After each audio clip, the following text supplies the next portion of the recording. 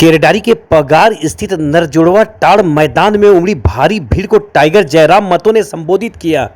भाषा खतियान संघर्ष समिति द्वारा आयोजित इस कार्यक्रम में टाइगर जयराम महतो ने सवाल किया कि आखिर बंदूक के जोर पर जमीनें क्यों छीनी जा रही है।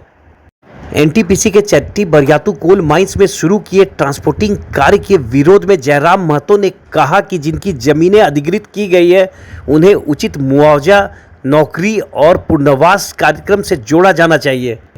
खबरें हजारीबाग के लिए हमारे केरेडारी संवाददाता अजय तिवारी की रिपोर्ट। से काम चलाए समझते काम हो, पैसा से पैसा हमने नहीं बना सकते। हमने की गुण ना हो क्योंकि 1000 साल से हमारा बाप दादा खेती करल हो, हार जोतल हो, माटी कोड़ल हो। हमार में ये गुण हो कि बंजर भूमिया में अगर पानी नहीं मिलता है अपन पसीना टपकाए के फसल उगा सकते। हमार में ये गुण हो, पैसा से पैसा बनाए गुण ना हो। सही खातिर कोई भी अगर ऐसा सोचा क्या कंपनी भारत सरकार है या फिर भारत सरकार से ऊपर कोई स्वतंत्रता से नहीं है। लोग कहते हैं कि कंपनी देश का विकास करती है, तो क्या वह हम लोग आतंकवादी है? कंपनी यदि देश है तो क्या उसके हिसाब से हम लोग आतंकवादी हैं? आज जब हम आवा लिए तो हमारे गिरिडीह के वो साथी है, शायद कोई रैपिड फोर्स या कुछ नाम करके वो पुलिस फोर्स के नाम आए, कहले हम लोग गिरिडीह का सारा पुलिस को बड़का गांव हजारीबाग भेजा है। बोले कहे क्या कंपनी वहां काम कर रही है, गांव वाले रोक रहे हैं। तो हम अपने हटे पूछ लिए कि तुम ड्यूटी करता है करो, तुमको ड्यूटी बचाना है अपना ड्यूटी बचाओ, लेकिन ईमानदारी से तुम बता के जाओ तुम जो ड्यूटी करने जा रहा है गांव वाला के खिलाफ जो जा रहा है, क्या वे लोग इंसान नहीं है? उन्होंने क्या मांग रखा है? अपने पूर्वजों की जो जमीन है जिनसे उनका खेती बाड़ी चलता है उसी को तो बचाने की बात कर रहे हैं। इसलिए आज हम चाहेंगे कि साउंड पुलिस के लोगों तक जा रहा है, थोड़ा हम लोग सामने रहते तो अच्छा होता।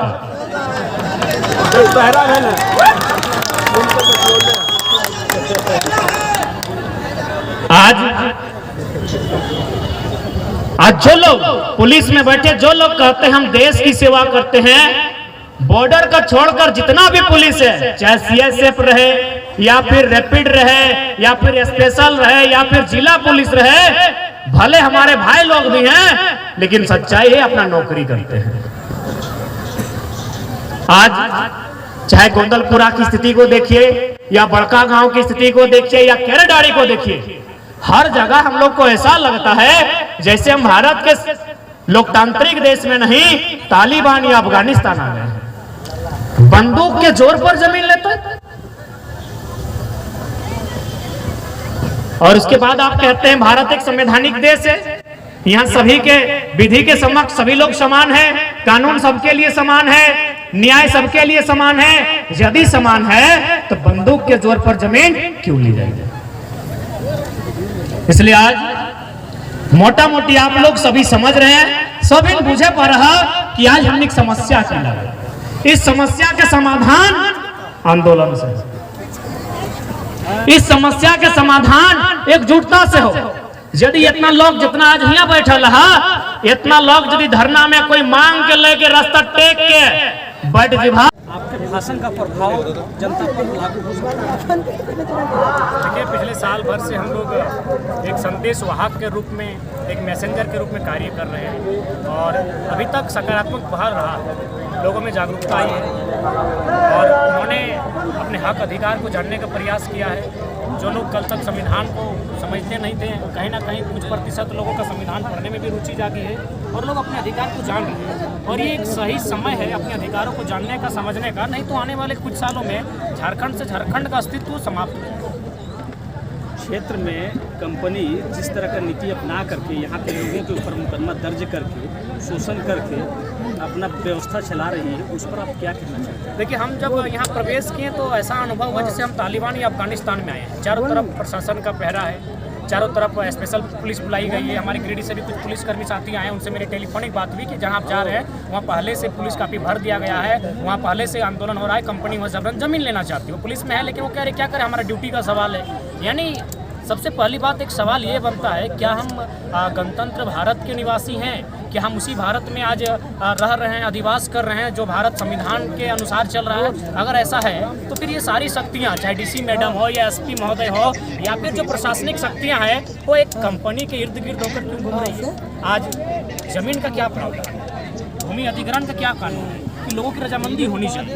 एक ग्राम सभा आयोजित हो, उस ग्राम सभा के माध्यम से लोगों को उस कंपनी जो स्थापित होगी उसके उद्देश्य से परिचय करवाया जाए, उस कंपनी का क्या उद्देश्य है, उस कंपनी से लोग किस प्रकार लाभान्वित होंगे, उन्हें क्या लाभ हो सकता है, देश को क्या उन्नति होगी। उसके बाद चर्चा परिचर्चा होने के बाद लोगों की रजामंदी, जिसमें लगभग 80% लोगों की जो रैयत हैं उनकी रजामंदी के बाद आप जमीन ले सकते हैं। लेकिन यहाँ तो ठीक उलट हो रहा है। आप वीडियो भी देख सकते हैं किस प्रकार एक बूढ़ी महिला को, लगभग ठीक है महिला ही पुलिस है लेकिन 12-13 की संख्या में ऐसे उनको घसीट कर पीट रही है जैसे कोई एक माने अलगाववादी है, जैसे उसका संबंध किसी आतंकवादी संगठन से है। तो आज एक बहुत बड़ा दुर्भाग्य का विषय है और इसमें दोषी तमाम सरकार हैं, चाहे राज्य सरकार हो या केंद्र सरकार हो। यही केंद्र सरकार जब देश के प्रधानमंत्री या फिर उनका कोई जनप्रतिनिधि विदेशों में जाता है, पेरिस समझौता में जाता है, जब विश्व के किसी सम्मेलन में जाता है तो वहाँ जाके प्रवचन देता है कि हम कोयला आधारित जो खनन है, कोयला आधारित जो भी उद्योग हैं उनको हम कंट्रोल करेंगे, उन्हें हम बंद करेंगे। लेकिन ठीक उलट जब ये भारत देश आती है, लगभग 100 ब्लॉक का इन्होंने आवंटन किया है, जिसमें 40 ब्लॉक अपने लाडले माननीय अडानी साहब को देने का काम किया है। तो ये केवल जनता को भड़काने का कार्य कर रही है, चाहे राज्य सरकार हो या केंद्र सरकार हो। आज अगर जनता नहीं समझ पाती है, अगर आज जनता आंदोलन के लिए बाध्य नहीं होती है, और हम तो चाहेंगे कि जो पुलिसकर्मी आज लाठी लेकर निकले हैं, जो मेरे पास है आज जो आप लोग आकर लेने कष्ट करेंगे, क्योंकि आज के पास ही प्रशासनिक दमन हो सभी रहा मिला है। है। जिस तरीके से संविधान के खिलाफ जाकर एफआईआर हो रहे हैं, जिस तरीके से जमीन का मुआवजा दिए उनके जमीन अधिग्रहण कर लिया खनन के लिए या ट्रांसपोर्ट के लिए, या फिर जिस तरीके से गांव के लोगों ने ये कहा कि ये जो गांव वाले के चलने वाले जो रास्ते हैं उस रास्ते से ट्रांसपोर्टिंग नहीं किया जाए, क्योंकि ट्रांसपोर्टिंग होने से आए दिन घटनाएं होगी और मरने के बाद मुआवजा देना कोई समाधान नहीं है। तो अलग रास्ते निजी बना लिए जाए। लेकिन फिर भी जनता की कोई बातों को बिना सुने ज़बरदस्ती जो किया जा रहा है उसके खिलाफ जनता को जागरूक करने के उद्देश्य से आज का ये कार्यक्रम किए हैं। आज इस विकास के बारे में कहना